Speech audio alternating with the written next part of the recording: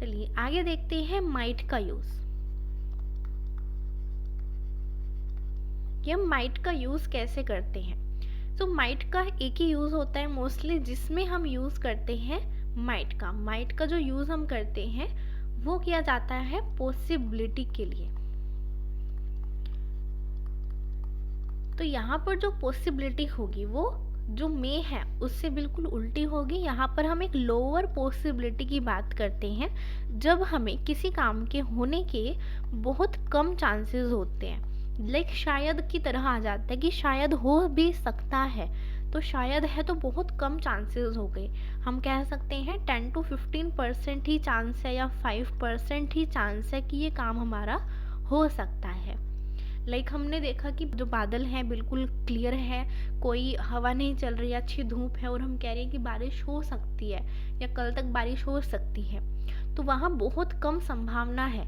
एक तरीके से वही है कि आपका शायद आ गया कि शायद ये चीज़ हो सकती है।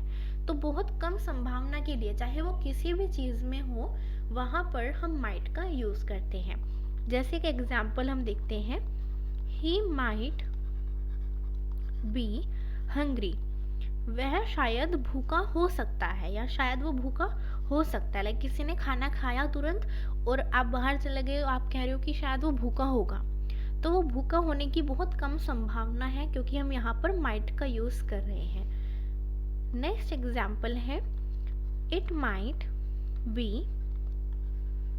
रेन टुडे, आज बारिश हो सकती है। It might be rain today, तो वही है कि हम सिर्फ ऐसे ही एक तरीके से लगा रहे हैं कि हाँ बारिश हो सकती है, शायद हो सकती है। ये हम कह सकते हैं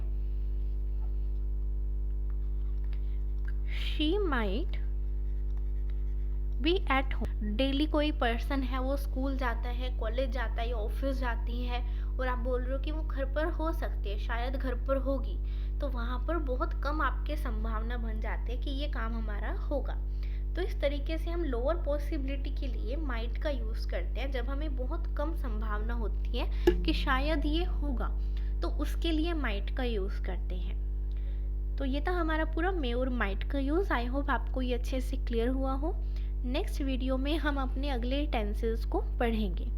बाय, थैंक यू।